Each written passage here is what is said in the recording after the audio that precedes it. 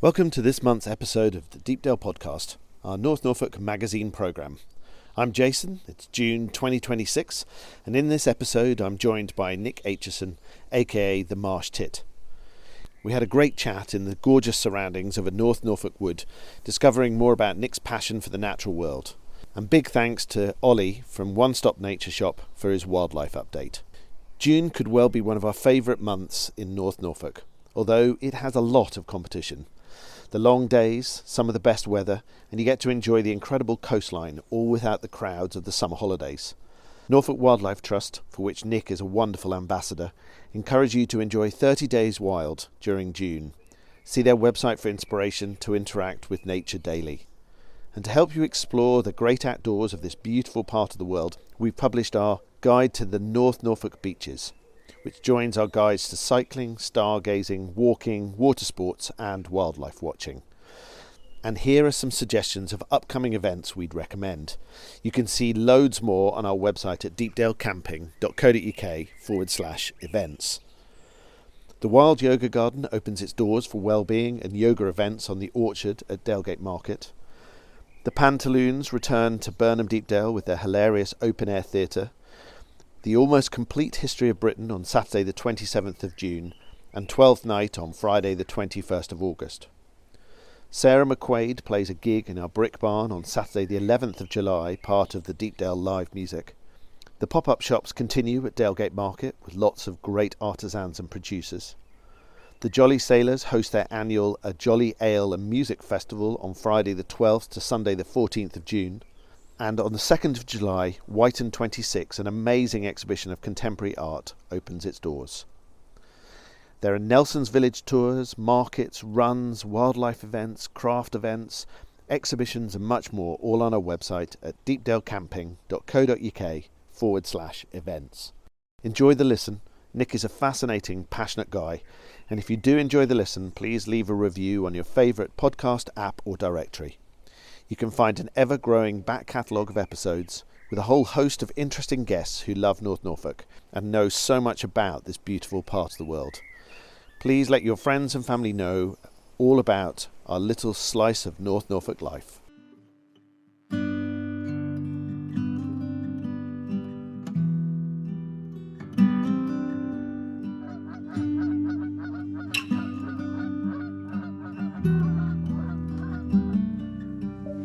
Skies all open wide, geese go high and over.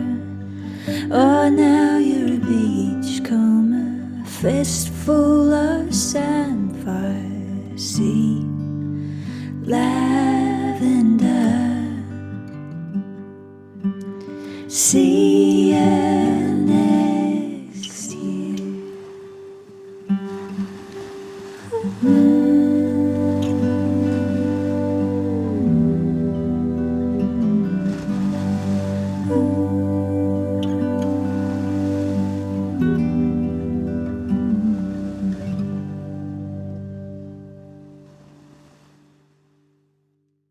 Hi everyone, welcome to another edition of what's going on in the world of wildlife in North Norfolk. My name is Ollie from the One Stop Nature Shop. As we enter summer, the majority, or in fact all of the spring migratory birds have now arrived and have set up their breeding territories. Birds such as the hedgerow, such as lesser whitethroat, common whitethroat, blackcap, chiffchaff, willow warbler can all be heard singing. In the marshes, you might come across birds such as sedge warbler or reed warbler, and also on the marshes as well, there's going to be good numbers of spoonbills who seem to be having another successful breeding year over at Holcombe.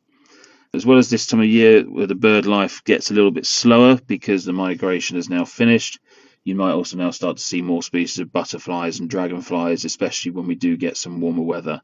So make sure you check out freshwater areas for those, for the dragonflies, and hedgerows, etc. for the butterflies. As we enter into July, will be start of the peak of the orchid season, so those interested in flowers, definitely keep an eye out for orchids in suitable habitats. Certainly around Holme Nature Reserve is a very good area to see several species. If you want any of the latest bird news, do pop by the shop. We have the board outside the shop updated every single day. And also feel free to pop in for any information you might need on binoculars, telescopes, trail cameras, microscopes. We've also got books, bird feeders, magnifiers, basically everything you need for watching wildlife. That's it from me once again, and I hope to speak to you and see you all soon.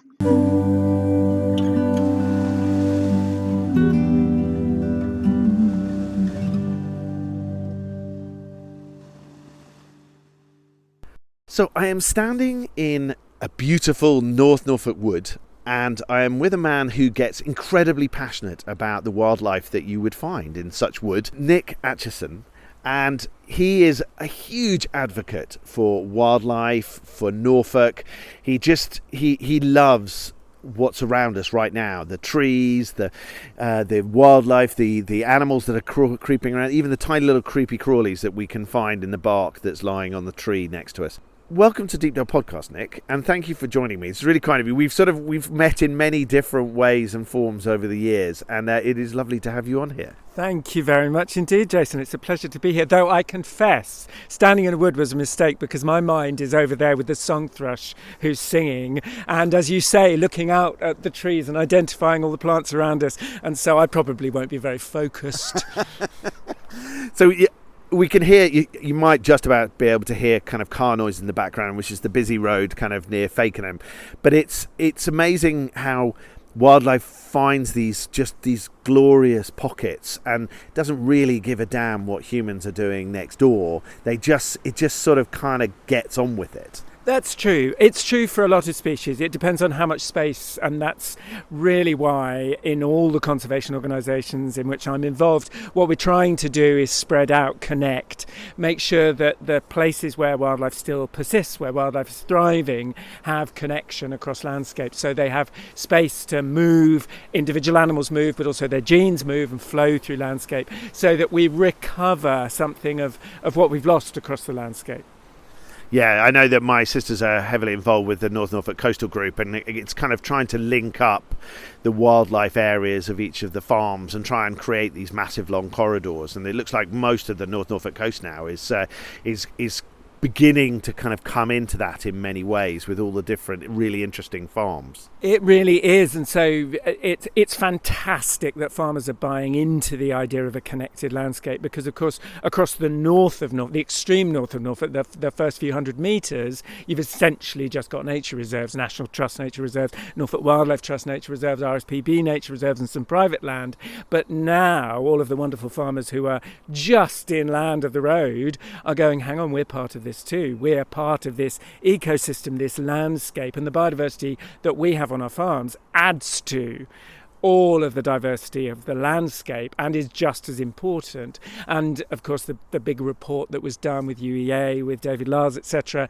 a few years ago has led to that mentality of, whoa, we're the custodians here of something really, really special. It's a joy to see. And what got you excited? What made you first kind of go, oh my word, I'm really interested in that bird song or that nature aspect? What was it? Can you remember the moment the spark hit? I don't remember a spark. I think as soon as I hatched from the egg, I was interested. I grew up just half a mile from here and used to escape to a Second World War airfield and just play outdoors, and was always enchanted by birds, by flowers, by insects, by trees, and was always wanting to learn, and then fell in with a number of biology teachers who themselves were nature people, who saw that I was really fascinated and helped me learn and grow, and so I'm deeply indebted to them. You've had a fascinating career, kind of lots of different things. What do you most enjoy from that range of things you do? Because you've written books and you're on TV and you're on radio shows and you're on all sorts of other things. And I'm just, is there something that particularly you enjoy most? I don't think there is. I love nature. I love nature in a way that I wouldn't know how to exist without it. I was up at 4:30 this morning. I was out of the door by 4:45. I was walking across the common onto the riverbank and then through the woods, etc. And that's how I That's how I find who I am every day. And I walk for 2 hours at dawn every day just to remember who I am before the day's work. And everything stems from that. And so I've been given this thing, which is communicating about nature in the written word, in the spoken word, in all sorts of different ways. And I love it all. I really do. I feel so privileged to do these things on behalf of creatures that don't have a human voice. Of course, they're all blissfully unaware. We're standing by a hazel bush with, actually hazel above us as well, and all sorts of other things growing in the woods around us. And they, in one sense, are completely unaware of us, and in another sense are utterly vulnerable in the context of everything we do and are doing. And like so many conservationists I know, I feel a real responsibility to be their voice, to stand up for them. They're probably all like your small children, but do you have a favourite thing in nature that you are so glad when you hear it or see it, or it grabs you? That's such a fine question. There are millions of them, and really millions of them. I think that the ultimate answer is a bird called a hobby that you have over the marshes at Deepdale, that has become more common in my lifetime in Norfolk. It's a little falcon that hunts swallows and dragonflies and is super fast and sharp, and it's just got all the panache of a peregrine, but it's pared down into this sharp, beautiful creature, and it's just thrilling to see. And when they first arrive in the spring, the first hobby I see, I feel my heart jump. And I have a really beautiful story about them. I've loved them my whole life, and I couldn't really choose a favourite bird, but can you hear the baby great tits over there begging for food from their parents? That's the second brood of baby great tits I've heard this spring. I've loved hobbies my whole life, and a few months ago, through a project that doubtless we'll talk about it on Massingham Heath, Ollie Birbeck's restored farm, my wonderful friend Harriet Mead, who's a sculptor, kept needling me to find out my favourite bird, and I thought nothing really of it. And then she made a sculpture of a hobby, and it was appearing at various exhibitions we were doing to do with the project we'll talk about. And I kept saying, oh my God, that thing is so, so beautiful, so beautiful. And then she said, my father said to me, I want to meet your friend Harriet. I want to commission some work from her. And I thought nothing of it and arranged to take him to meet Harriet. And it turned out that he'd commissioned Harriet to make this sculpture of a hobby for me. My dear beloved friend Harriet, who's one of my favourite artists, and my dad had commissioned this piece of my favourite bird, and I was knocked for six. And it sits on a sort of plinth beyond the end of my bed, and I look at it when I wake up every day. And I suppose I would have to say a hobby, both because the bird is thrilling, but because that story reinforces my love of hobbies and what they mean.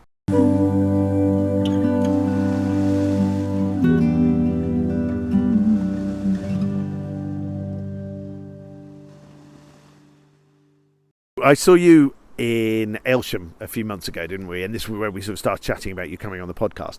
And you were talking about your new book, which is celebrating Norfolk Wildlife Trust. Tell me a little bit more about how that book came about and your kind of relationship with Norfolk Wildlife Trust. I've been a member since I was first a member in the 80s at some point. There's a wren singing right behind you there. Furious and angry and Rossini-like, fast and whirring and strident. So I was a member of Norfolk Wildlife Trust from childhood, from the 80s until I moved away to live in South America, where I lived for 10 years. And when I came back, I came straight into a job at Norfolk Wildlife Trust, which is 18 years ago now. And ever since, in some way, I've been staff in various different roles, but all of them in some way communicating about nature and its beauty and importance.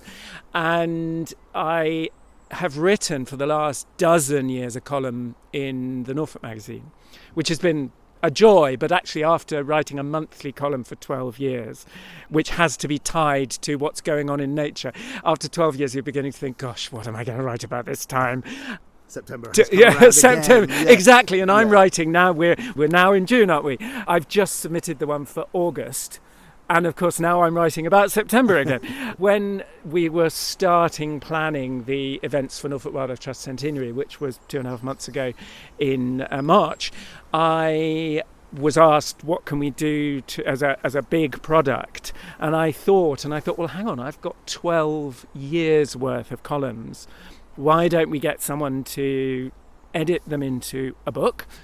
There's no way an author himself or herself can do the editing, and you're too tied up in them and you can't make objective choices. So I took them to the wonderful Henry Late of the Book Hive, both in Aylsham and in Norwich, who of course is a wonderful mover and shaker in the art scene in Norfolk, and is so dynamic in sharing the arts in Norfolk. I mean, just an absolute a genius for sharing his passion for the arts. And I said to him, Henry, do you fancy editing this? And he just looked at me and said, yes.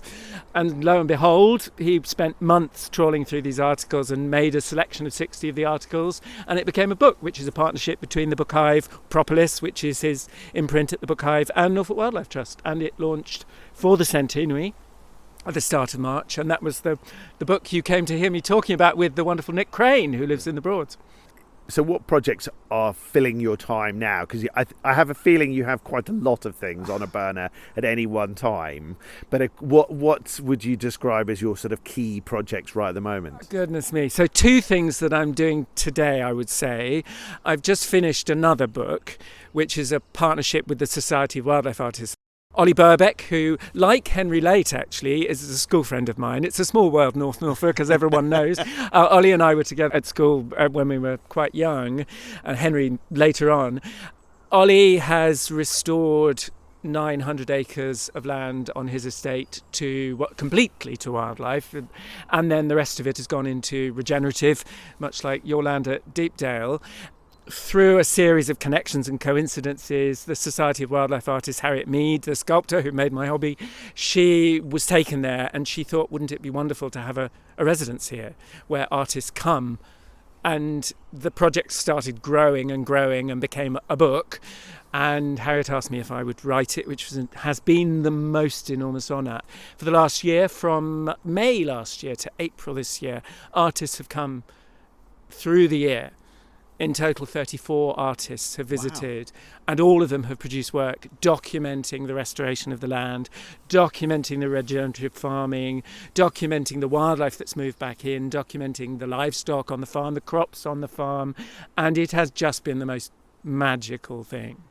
And they've told me their stories and their impressions, and I've obviously spent thousands of hours there watching the wildlife as well. And that book comes out in September, so that... I sent the last chapter this morning, and then I've spoken to Harriet about various book events and things this morning. And then this evening, I have a Deepdale-related meeting, an online meeting, because your neighbour, Andrew Crean, founded a charity where I'm a trustee, yes. Deepdale Conservation Trust, where we both breed the corncrakes that are for reintroduction to the English landscape. We're now releasing them in Yorkshire, although we still have plans to continue releasing in Norfolk. And we also head start curlews, which come from East Anglian, largely RAF air bases, where the curlews lay alongside airstrips, and they are considered a danger to aviation, so the eggs have to be destroyed. And rather than the eggs be destroyed, we become mummy curlews, and we raise the curlews and release them back into the wild. And we have our monthly catch-up meeting and planning meeting this evening, so that's really my day. It's all very Norfolk stuff. Very Norfolk, very nature, very land restoration, very conservation, which is where I sit.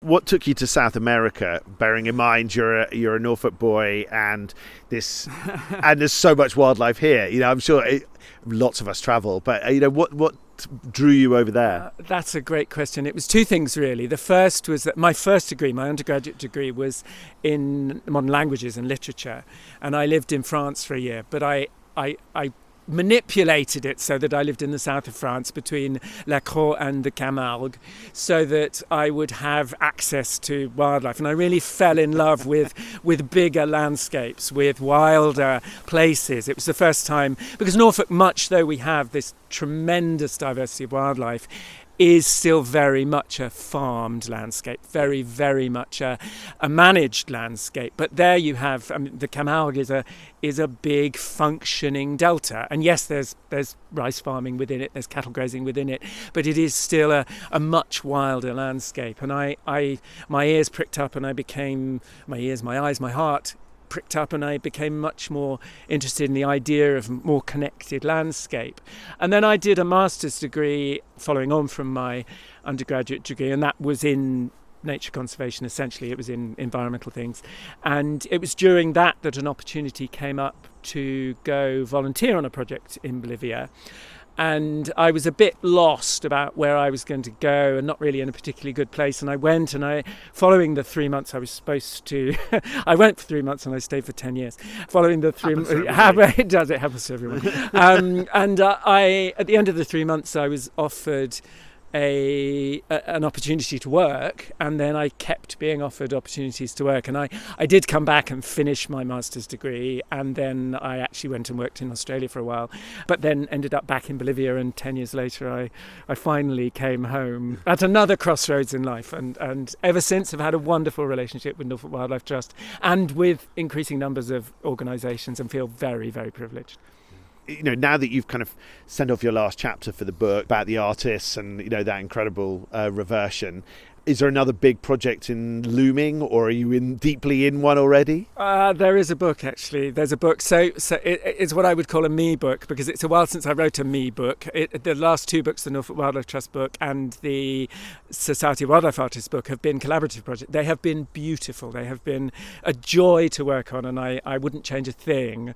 But I actually have ideas for 3 big books, but I've decided which one I'm going with. But I can't talk about it. It's too fledgling. It's too much my idea that I'm working on. I've started putting up feelers and getting the information, the support that I need to tell the story that I need to tell, because a book has one person's name on the cover. A book sounds as if it's the product of one person's imagination and everything like that, but you couldn't possibly write a book without the support of an entire community of people. And for the book that I wrote about geese, which came out 3.5 years ago now, there are countless Norfolk people interviewed in it. There are countless people who read sections of it, who suggested books that I read, who spoke to me by Zoom in Iceland, who supported it. A book requires a village. It really does.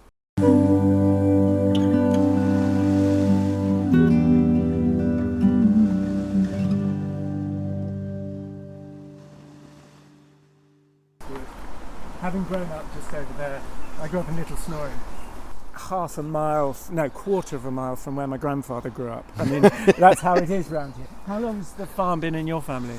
4 generations. Yeah. My great-grandfather bought the first bit of Deepdale farm. Wow. And then Grandad sort of doubled the land again, and then my father added to that. Yeah. And then I was the evil one that kind of reduced the size a bit with Dad.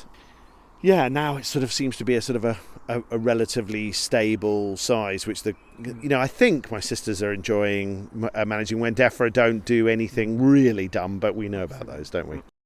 On the subject of families and generations and houses also that don't really see the sea, my great grandfather, so 4 generations of my family are buried and were married in Blakeney Church, and my great-great-grandfather co-owned the last shipping company in 700 years of shipping from Blakeney. And he had a very, very big house right in the middle of Blakeney. If you look at Blakeney from a satellite map, there's a shocking great house in the middle, but you can't really see the sea from it. Yeah. And he built a mound in the garden so he could stand with his brass telescope and watch the ships coming home to the pit, bringing whatever it was that he'd paid to import from Iceland or wherever it was.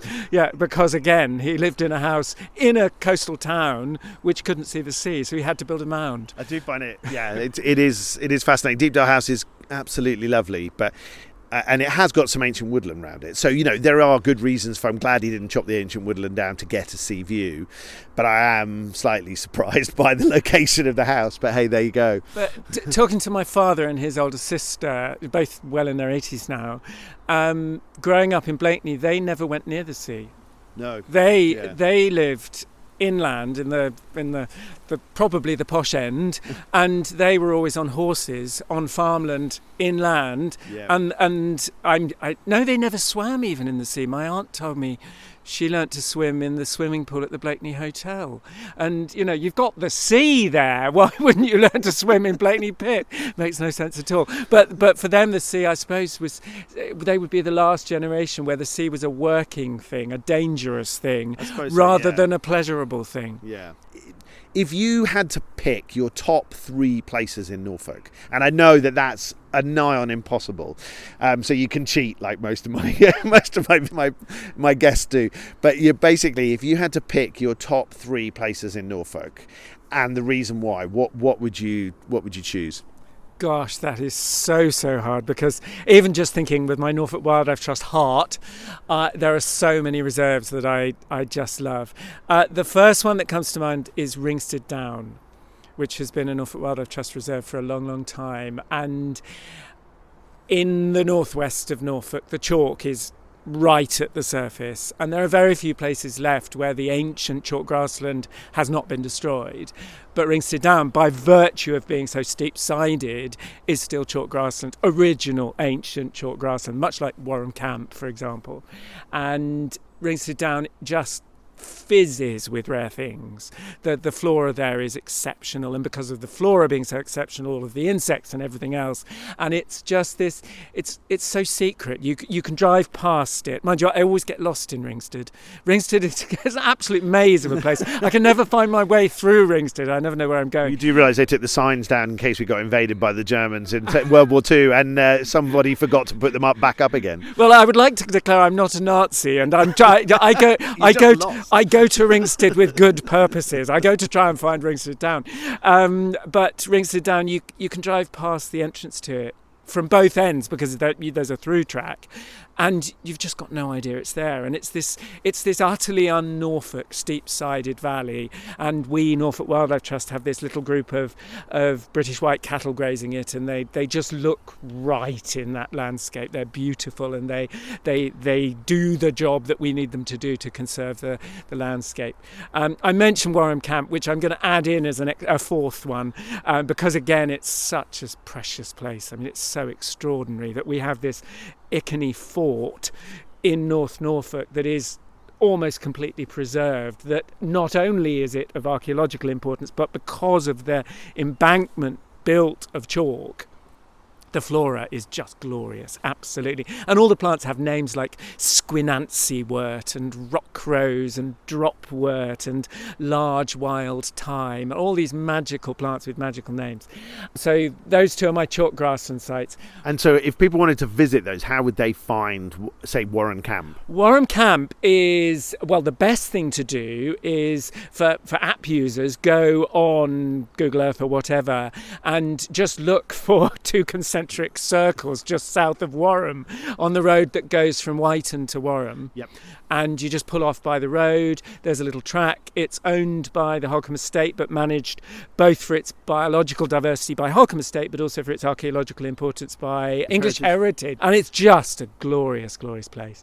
But you can't have a picnic there. Okay. Because there's a little plant called stemless thistle or dwarf thistle, which grows flat to the ground and is the spikiest thing you've ever seen. And there isn't a square inch of ground that doesn't have stemless thistle growing on it. It's not the place so to sit. Not the place to sit down. You need some seriously impermeable ground sheets in order to have a picnic at Warham Camp. So thinking of somewhere else. So if you wanted to visit Ringstead, I would go to the Norfolk Wildlife Trust website, which is norfolkwildlifetrust.org.uk, and there's a whole gazetteer of the reserves. My second site is also a Norfolk Wildlife Trust reserve. Of our ancient woods, the one I think I love the most is Foxley Wood, for a whole range of reasons. It's halfway between Fakenham, well, closer to Fakenham really, but on the road to Norwich, just near Bordswall. It's mentioned in the Domesday Book, so exactly, gives you credentials. So we know it's at least 1,000 years old. It's about 300 acres. But during the 1960s, it was essentially sprayed with Agent Orange and most of the wood was destroyed, and then planted with non-native conifers, which were not suited at all to the heavy clayey soils of much of the wood. So they were spindly, weakling things. And Norfolk Wildlife Trust bought it in 1988 and over a period of years removed all of the conifers and gradually has restored the ancient flora. And there was a vicar in Ling, just south of the road, in the 1700s, who, as 1700s vicars very often didn't spend a lot of time thinking about God, spent a lot of time doing natural history in the woods. I guess they would see that as being God-given. It could well have been. That would be their excuse. That would be their excuse indeed. And it was God's creation. He kept a diary of all of the plants he saw in Foxley Wood in the 1700s. And we knew we'd restored the wood when every single plant he mentioned was found in the wood. Isn't that magical? Wow. Yeah. And we've just last year added another 100 acres of land, reaching up to Marriott's Way on the north side of Foxley Wood, meaning we can actually, for the first time in 1,000 years, because we know how big it was in Domesday, expanded the size of the wood, and we will allow the flora of the wood to spread back into a piece of land it hasn't occupied in centuries, which is just thrilling. It's the most wonderful place. Wonderful place. What are you going for your third? Oh, my goodness me. My brain is throbbing with thoughts. I've got so many. I think at the moment I'm going to circle back to Ollie Birbeck's farm in Massingham, so in Little Massingham. The heath, as it's called. Now, heath is a word that's usually used to describe acid soils, heathy, heathery sorts of places. And there are little outcrops of acid soils where there's a deep pile of sand left by an ice sheet. But essentially it's chalk landscape again. But the reason it's so precious is that having been chalk grassland since the felling of the wildwoods for thousands of years, probably 3,500, 4,000 years, it was ploughed up under Dig for Victory in the 1940s. And it's completely understandable why that happened. There was a national emergency to end all national emergencies. So the heath was ploughed up. And by the time Ollie inherited the land a decade ago, he came in as a non-farmer. He'd been in the military for decades. And he came in as a non-farmer and he went, hang on a second, why are we pumping this land full of nitrates that cost us a fortune and pesticides that cost us a fortune, and we don't even break even on the crop that we're producing? Why are we doing this? This makes no objective sense. So he looked into ways to restore it, and happily he fell in with the right person at Natural England, an amazing guy called John Ebbidge, who's a real man of the land. He's a wonderful guy, and John advised him to work with a tenant farmer on the Sandringham estate called Ed Cross, who is one of my heroes. And Ed, he is the gold standard of landscape restoration. All of his seed mixes with which he sows sites to restore ancient grassland or heathland or whatever are hand gathered from ancient sites within a few kilometres of the recipient site. So we know they are the seeds of the plants that evolved in that landscape, that have lived there for thousands of years. And then he sows these mixes, and between them they came up with a grazing regime which would favour the propagation and spread of these plants. And there are now 900 acres of restored grassland, most of it chalky, some of it sandy, some of it very sandy and therefore slightly acidic, and it's just fabulous. And I've spent the last year there researching and writing this book, and so I've fallen head over heels with it.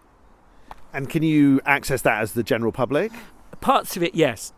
Ollie is a person of enormous largesse, and his attitude, his Auntie Mary, from whom he inherited the estate, for whom he has nothing but praise. But he tells stories of her basically setting the gamekeepers and the dogs on anyone who had the temerity to set foot on the land. But Ollie's attitude is, come see this. This is what we can do. Yeah. And he loves sharing it. But there is a public footpath across parts of the heath, and Ollie is actually very flexible about people exploring.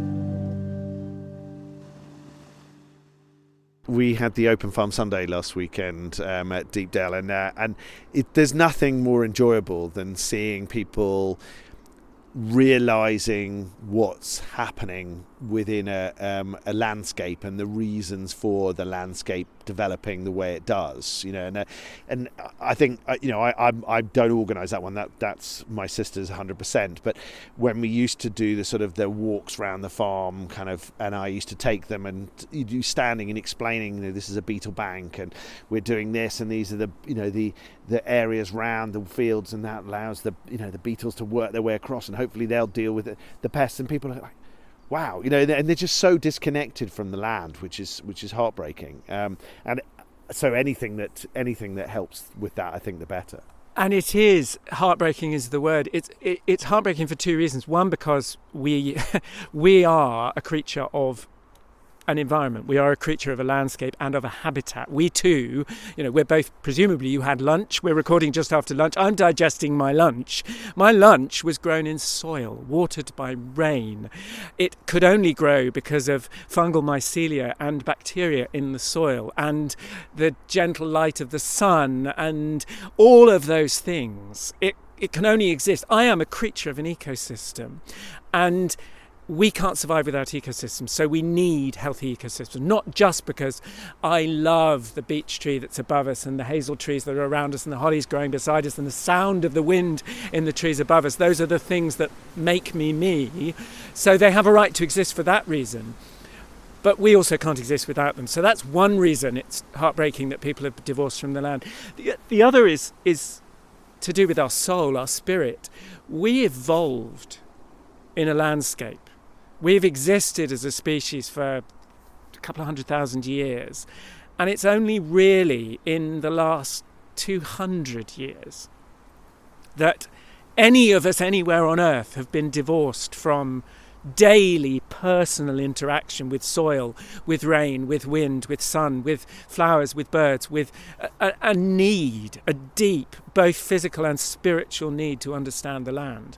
And suddenly we think it's all right to live off an iPhone or an iPad or a set of earpods or AirPods or God knows what they're called, and we think that's nourishing us as a species, and it bloody well isn't.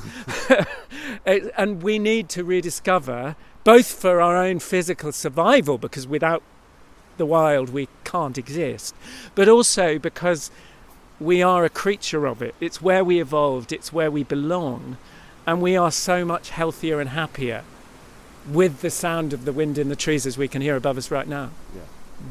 So when was it in life that you realised that you could kind of look at this tree and you kind of knew what it was and probably how old it was? And is it just from years and years and years of spending time in nature and around people that knew more than you and just learning from them? Yes, really that. But it's not that there's a finished point where you go, I know it now. I learn every day. Yeah. Especially if you're reading, manuscripts from the 1700s, with about plants that you cannot find at the moment, and then you're restoring those and developing those. It must be a never-ending learning scale. It is, and sadly, as one reaches a certain age, sadly, a 52-year-old brain, as mine now is, doesn't quite remember stuff as well as the 13-year-old brain who had the privilege of working with 3 biology teachers who were wonderful naturalists and who shared all of their knowledge. But I learn every day. I was out yesterday with a friend who works in conservation aviculture, who breeds birds in captivity for conservation. Last week I was out with Ed Cross, the farmer who restores landscapes, and every one of these people shares insight, shares knowledge. But to jump back to your question, there's never been a point where I've thought to myself, gosh, I know. But my whole life I've wanted to know. But my interest has changed, definitely. I used to be fixated. Birds birds are a gateway drug to biodiversity. and so birds were my first real passion. And I wanted to, I was upset that I'd never seen a stone curlew, or I'd never seen the migrating black terns or little gulls or whatever, and I was desperate to see them, and would doubtless have been bothering my parents to, oh, but there's one of these, please, please, please, I need to go and see it. I'm not like that at all anymore. I don't have this burning need to see everything. But I do. We're standing in a wood that has a long, long history of human land use. And there's a coppice hazel right next to us, but it's a hazel that was last coppiced 100 years ago. And there's a story there. And then there's an oak, the other side of us, that's hundreds of years old. And that oak will have been planted for or allowed to grow for a completely different purpose. And then there would have been pigs run through the wood in the autumn for pannage to pick up the acorns. And my relationship now is with landscape and with all of the creatures that live in it, but also all of the people who live and have lived in it, and the stories of all those things together. And that's really what motivates me now. And I no longer need, I still love, when I see if a honey buzzard, as a honey buzzard once did over the road that perhaps you can hear in the background, that when I see a honey buzzard, I punch the air for the excitement of seeing a honey buzzard. But I'm no longer desperate to see a honey buzzard. But I just feel this deep, deep sense of belonging in this landscape and feel unbelievably blessed to have that. And do you feel positive about the future and nature? Oh. Or are you... do you feel that we've still got a lot of things to do and change? I think the second option. I was actually writing I never write talks. All my talks I make up as I go along. But I was preparing the PowerPoint for a talk I'm giving in Lincoln on Saturday. I hope it's Saturday. I'm going on Saturday. A conference I'm speaking at in Lincoln on Saturday. And it is about finding hope because the truth is things are very, very, very dark. As you know, as a farmer who's devoted your farm to regenerative and organic agriculture, the state of the land is abysmal.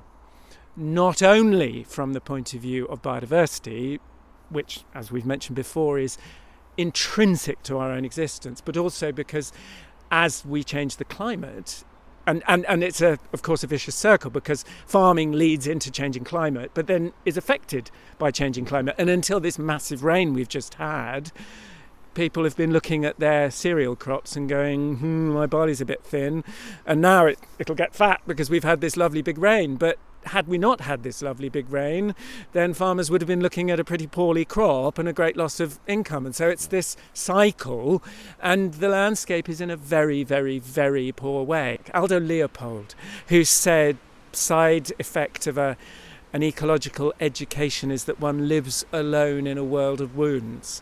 The more you know, the more you can see has been destroyed or is being destroyed.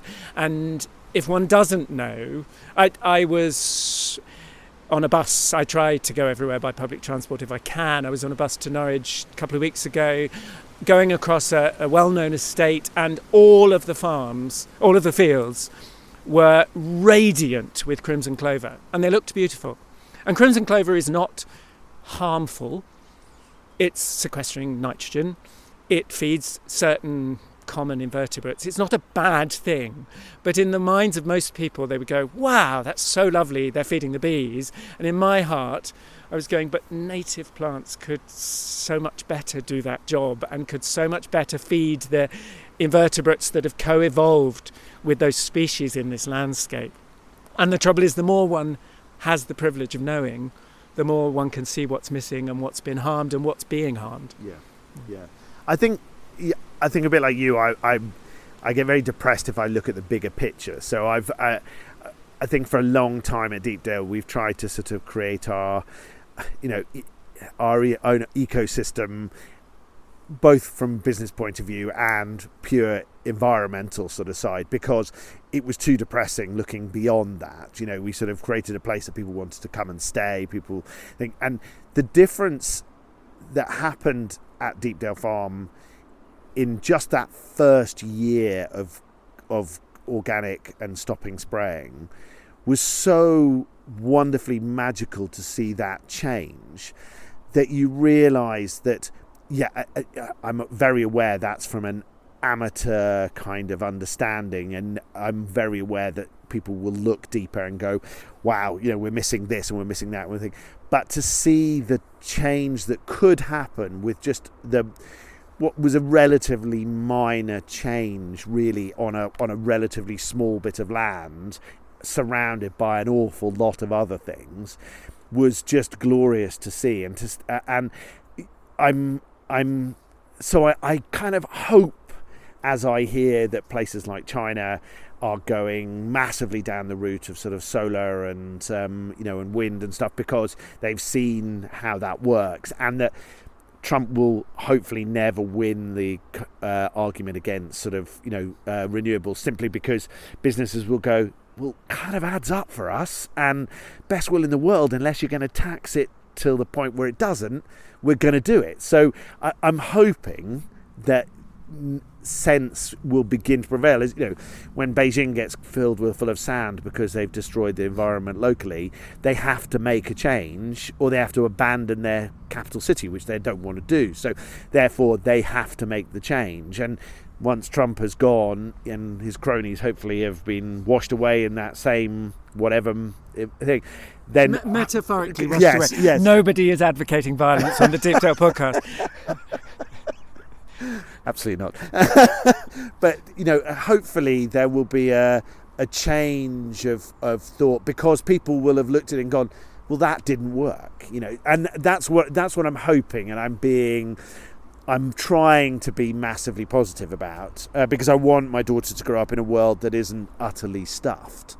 When he's standing in a wood like this, and you're looking at the beauty of nature, I know it's very close to an urban centre, and it's got things, but it's got a sense that nature will take back if we let it. Then I think for me, I'm trying to stay on a sort of a positive route.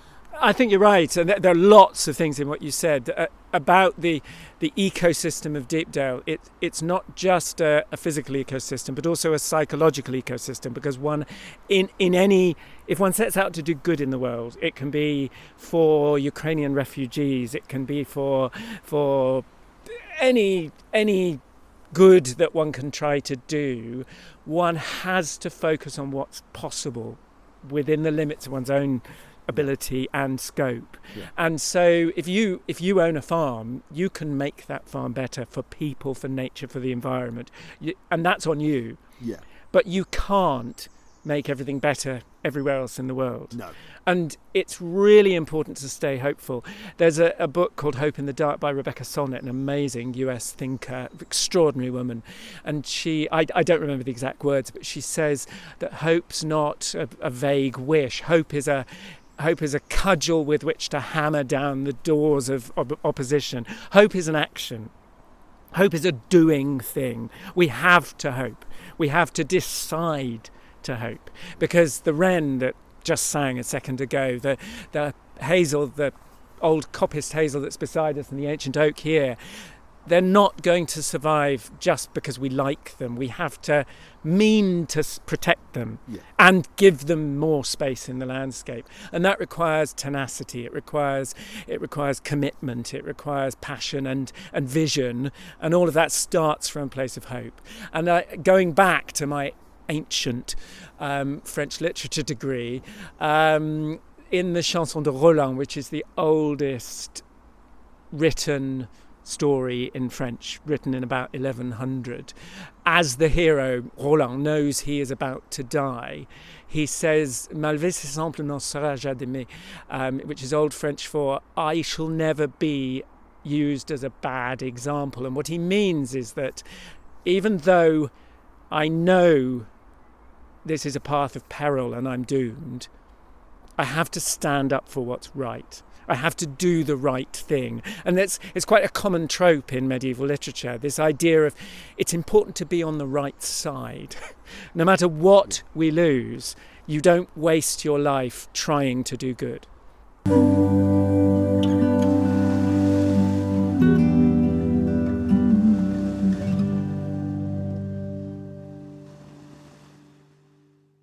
If people want to wander through woodland and stuff for the Norfolk Wildlife Trust, is membership a great way to do that? How does the support work for the Norfolk Wildlife Trust? I guess they make money out of the cafe at Cly, and certain places have car parking fees, don't they? But what's the best way to support nature in your local area, wherever you happen to be? Great question. And the first answer is actually that of the 60 public nature reserves that Norfolk Wildlife Trust owns and or manages, almost all of them are free access, because Norfolk Wildlife Trust has this deep foundational commitment to making nature accessible to people, because we believe from the very roots that if people don't see nature, feel nature, touch nature, smell nature, they won't love nature and therefore want to protect nature.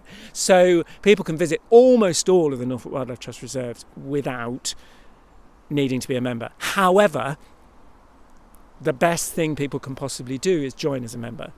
And there are various different ways of doing that, but you can find out about it at norfolkwildlifetrust.org.uk, or go to one of our visitor centres at Ranworth, at Hickling, at Home Dunes, or at Cly, and ask about membership.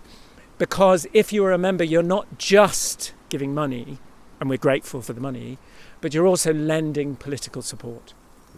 Because we are part of an organisation, a mothership organisation called the Royal Society Wildlife Trust, which has 46 members across the country, and together we have 850,000 members. And politically, that is an important part of the population, and we're listened to because we come together as one voice to speak up on behalf of nature. So the more members we have, the better. Plus, of course, we have all kinds of ways of communicating with members, of sharing the message, and people might hear about a particular initiative and think, wow, that's totally up my street. That thing is in my village, or that thing is in my area of the county, or that thing is about hedgehogs, and hedgehog is my favourite animal and I really want to do something to help.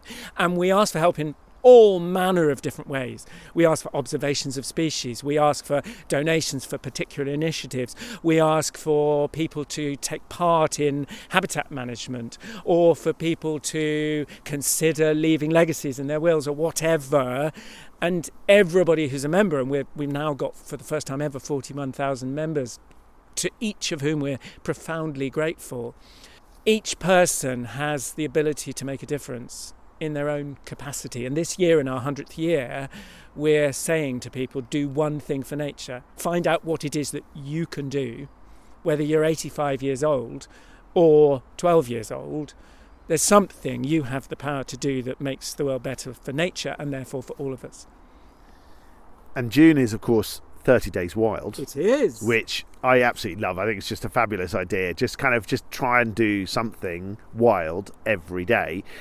And there's lots of really good resources on the Norfolk Wildlife Trust and the Wildlife Trust's sort of national website, with lots of different ideas, and we've listed some on ours.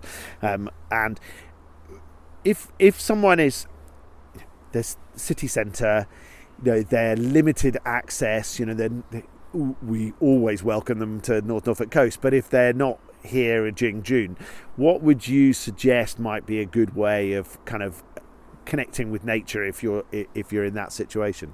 That's a great question, because yes, of course, huge numbers of people in Norfolk live in Thetford or in Kings Lynn or in Great Yarmouth or in the middle of Norwich and don't have access to nature. But they do have access to nature. It's just that nobody's told them it's there for them. Nobody's told them this is your birthright. Wherever you are, I challenge everybody in society to go outdoors and not see plants growing in pavements. And you might use the word weed. I use the word weed flippantly a lot because I love weeds. I'm right next to us, there are bluebells, and if we walked just a few metres, I'm sure the bluebells are now well over, but I know this wood very well, and just at the top of this slope I could show you greater stitchwort and wood sorrel and all kinds of other wonderful ancient woodland plants. And the holly that keeps prickling us indeed. There are plants growing in every pavement in Norfolk, and if you lend them your attention, they can become friends. And these days, almost everyone will have a phone. And you can download an app free that will tell you who those plants are or give you a jolly good idea. Yeah. And you can download an app that will also allow you to send records, making your observation valuable. Nature gets better and better the more we lend it attention, including the blackbird who's singing behind you just over there, because now the wind and the rain have passed, the blackbird is going, oh, I think I'll have a little sing now and claim my territory. And my life is just incomparably richer for those creatures around me and the relationship I have with them. Everybody has a right to that. Everybody. And everybody can find it. There is a blackbird singing in the centre of Thetford, Kings Lynn, Diss, you name it, Norwich. There's a blackbird singing everywhere. And once you learn the song of a blackbird, then when you hear the song of a robin when they start to sing again in August, you'll go, ooh, that one's different. Blackbirds sound happy and relaxed, and that one sounds a bit wistful. And then your life is richer every single day for that relationship. So the first thing I would say is notice. Lend me your ears and your eyes and your heart and your fingers. Shove your fingers in the soil, because that's where we come from. And if you're really stuck in the city, there are some fabulous people to follow online who talk about nature, teach you about nature, show the wildlife that's on your doorstep. You know, as you say, those amazing plants that are growing through the pavements, and the trees that are on your street, and the stuff that's growing from your neighbour's garden that they are not really aware of, and that sort of thing. It'd be fabulous. And that's something we learned during the strange time of the pandemic, that our community online can be just as powerful. There's nothing like actually touching the holly that's prickling my leg at the moment.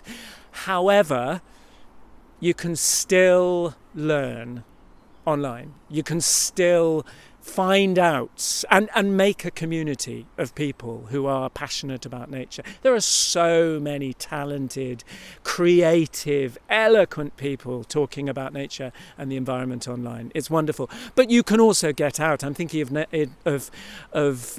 Norfolk Wildlife Trust again. One of the things I'm most proud that we've done, and I've only been a tiny, tiny part of the work, but we raised the money to, along with Aviva, who were unbelievably generous to us and have match funded every pound that we've raised. We purchased Sweetbriar Marshes in Norwich, and anybody who lives in Norwich who can board a bus can get to Sweetbriar Marshes. And the paths, the main paths, are wheelchair accessible. They have a special edge to the paths so that people who are partially sighted can feel their way along the paths. It really is a reserve that has been designed by people who have boundaries we might not consider to their access to nature, and that's been the foundational vision of that reserve, and it's something that thrills me. It really does, that we've got this reserve that is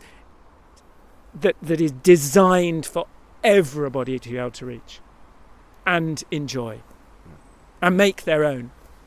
And yeah, you think of all the parks that are in our cities all over the country. You know, like the wildlife is there. It's just taking the time to sort of sit and watch and just let it kind of happen around you, isn't it? Really, it really is. And I'm standing here listening to. There's a blackbird squeaking up there, and that's telling me that a sparrowhawk has flown over, because that's the flying predator alarm call of a blackbird. But that doesn't matter. I don't care. If you're never going to know. Did you hear that little squeak? That was the blackbird. I don't care if you're never, ever going to know that.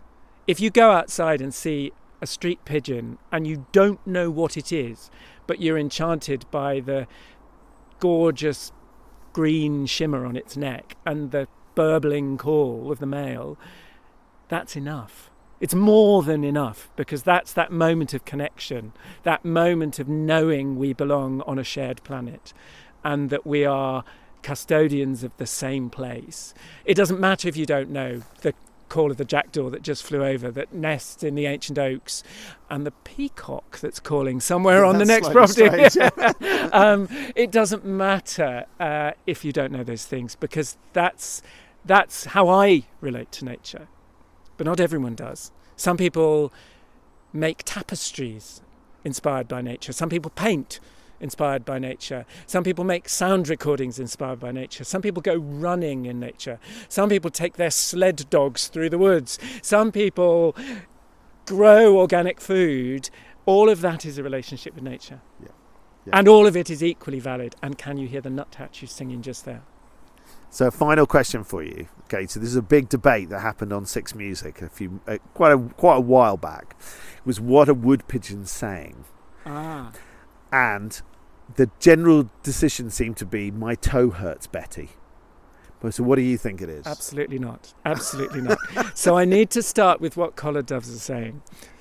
Collared doves are the health and safety operatives of the bird world, and they are worried about everyone's safety, and they constantly say, be careful, be careful, be careful. And you can tell that collared doves are deeply concerned about everyone's safety, because when they land on a bird table, they always go, woo, because they're relieved to have made a safe landing. Wood pigeons, though, are specifically concerned about your safety.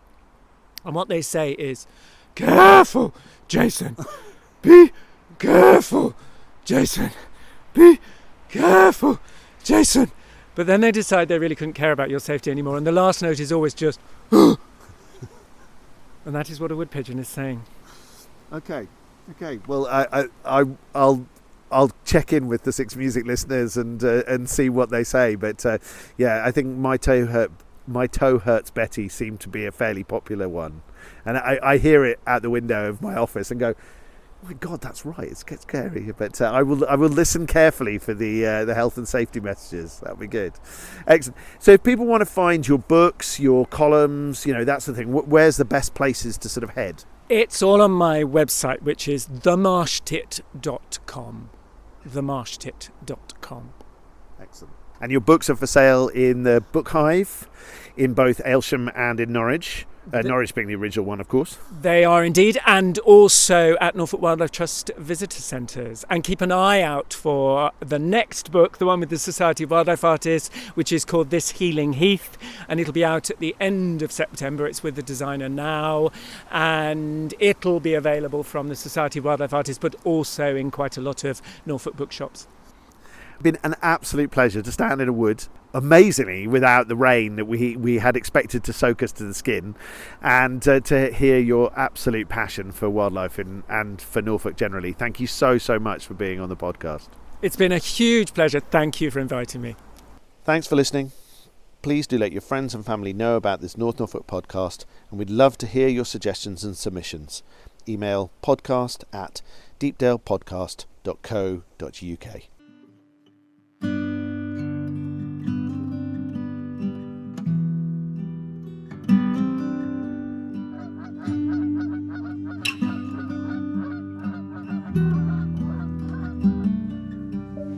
Skies all open wide, geese go high and over.